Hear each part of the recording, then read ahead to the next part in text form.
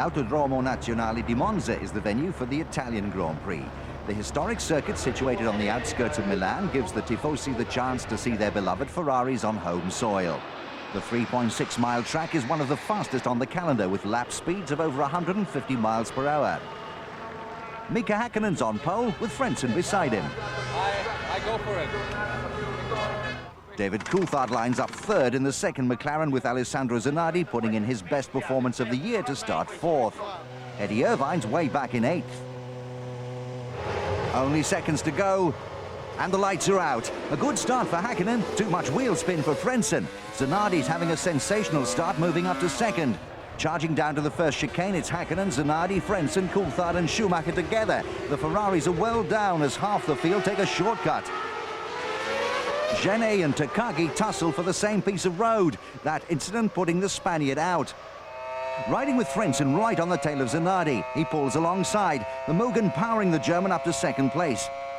Häkkinen's first, Frentzen second, Zanardi's third, and there's a battle for fourth between Schumacher, Salo and Coulthard. Three abreast as they hammer down the back straight. Now it's Schumacher and Coulthard side by side as they approach the turn. Ralph takes fourth, DC runs wide and Salo nips past for fifth. Barrichello's having a look as well. Two Williams in the top four. Frank must be pleased. Racing to the chicane, and that's Giancarlo Fisichella going straight on. A nudge of the barrier, the Italian's race is over, a blow for the team at home. Coulthard's really under pressure from Barrichello. The Brazilian's seen his opportunity and moves alongside. DC has the inside line, but the Stewart driver takes it and moves up to sixth. The Williams drivers are running third and fourth. Schumacher makes a move, and Zanardi makes it easy for him. Williams are having a sensational race. Badoa and Takagi are scrapping for 16th. Late on the brakes by the Arrows driver, and he's taken the Minardi out of the race. Tora manages to continue. Halfway through now, and Häkkinen's leading this race comfortably. Zanardi's not so secure. That's Barrichello poised for another passing maneuver, pulling out and up to fourth. Lap 29, and Mika Häkkinen has an 8-second advantage. He's got it sideways. Unbelievable. The McLaren grinds to a halt. Häkkinen showing his frustration at throwing away 10 valuable championship points. With Häkkinen out, Frentzen moves into the lead. Salo and Coulthard are in together, racing for third. It's an all-important stop. They've got problems with DC's fuel hose, and that blows his chances of passing Salo. The Scotsman's close behind, but that's Barrichello charging down the straight. Salo's clear, but Coulthard loses the place to the Stewart driver, dropping to fifth. The 53rd and final lap, and Heinz Harold Frentzen can see the checkered flag and his second win of the season. A fantastic race for the Jordan driver, putting him in contention for the driver's title. The German drove magnificently, keeping his cool while under pressure from Ralph and strengthening Jordan's grip on third place in the Constructors. Jordan's first dry win is a sign of its increasing competitiveness. This 10-point means quite a lot for me and for the team. And it's also my biggest success in my Formula One career so far, and I'm absolutely delighted. And so are the Jordan team, now that Frentzen has a real chance of going for glory. Ralf Schumacher notches up his best result of the year in second. A good finish for Salo on the podium, with Barrichello, Coulthard and Irvine completing the top six. With 3 rounds to go, Mika Häkkinen and Eddie Irvine are level on points. Heinz Harold Frentzen's only 10 points behind in third, with David Coulthard fourth. McLaren lead the Constructors' Championship just 6 points ahead of Ferrari. Jordan looks safe in third, with Williams a distant fourth. Built for speed.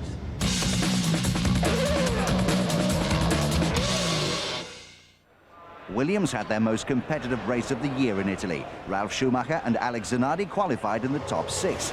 At the start of the race, both drivers made up positions and battled with the leaders. Yeah, the first few corners were a bit tight, really. I had to take a little shortcut, not to get together with David. Ralph finished on the podium, but Zanardi had problems. Gradually the floor went loose and lost it, and the car wasn't the same anymore, and it's a shame. Well, I have to say thanks to the team, and I have as well to say thanks to my teammate who made it incredibly easy to get by him to drive my race. I mean, we help each other, we don't stop each other, because at the end of the day we're driving for the team to get the best result, and well, he has a big share on my second place today. It was a good race, I enjoyed it. It was fun fighting with the top guys, and I hope next time I'll be able to stay there until the end of it. Mika Häkkinen came to Italy with a 1-point lead in the driver's title and looked as though he would leave with an 11-point advantage. The McLaren driver had a comfortable lead when he threw the race away on lap 30 to the disbelief of his team. There was nothing wrong with the car. I selected wrong gear, so I made a mistake, and that's it. End of story. With 3 races left, the championship's likely to go down to the wire and the final round at Suzuka. So get the Japanese visa, basically. Real men never cry.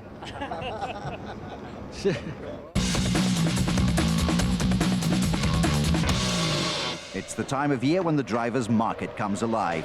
With McLaren and Benetton confirming their current lineup for next year and Ralph secure at Williams, there are rumours that Zanardi's seat could be in danger. We do have an agreement already that doesn't need to be discussed unless somebody wants to take a different route. Frentzen stays with Jordan, joined by Jarno Trulli. One of the most, if not the most, exciting young drivers to come on the scene, and we have to see how he gets on here.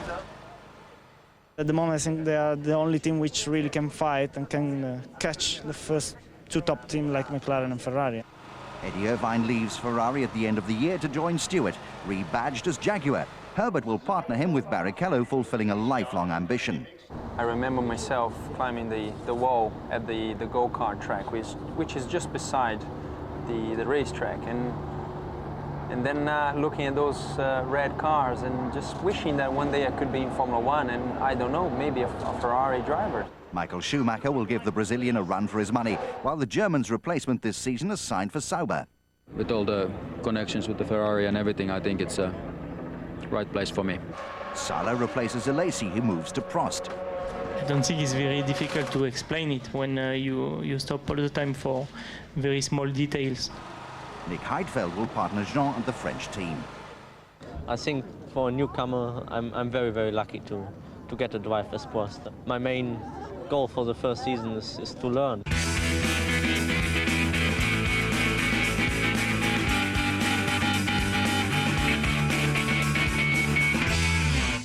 1999 has been one of the most open seasons in years. With 3 races left, there are still 4 drivers able to win the championship. McLaren have the fastest car, but there are doubts about Häkkinen's psychological toughness. Mika was, if anything, driving so far inside his limits that he made a mistake that was a simple lapse of concentration. With 4 wins and 8 podium finishes so far this season, Mika Häkkinen has to be favourite for the title. Teammate David Coulthard lies just 12 points behind. It's only in the second half of the season that I've come back into being in with a shout. And I am in with a shout. You know, if I win this weekend, then it's looking good. Eddie Irvine has benefited from McLaren's poor reliability and lies equal on points with Häkkinen. It's up to us to start performing. I think we can do that this weekend. We've made progress. You know, we've got some new aerodynamic bits, and I'm very optimistic. Heinz Harold Frenzen's win in Italy has put him within reach of the leaders. To win the World Championship, we have to beat the McLaren in speed, and that is a bit difficult in that situation at the moment. We're doing our best. It looks like going down to the wire. Can Häkkinen take his second title, or will Irvine be the first driver since 1979 to take the Drivers' Championship for Ferrari?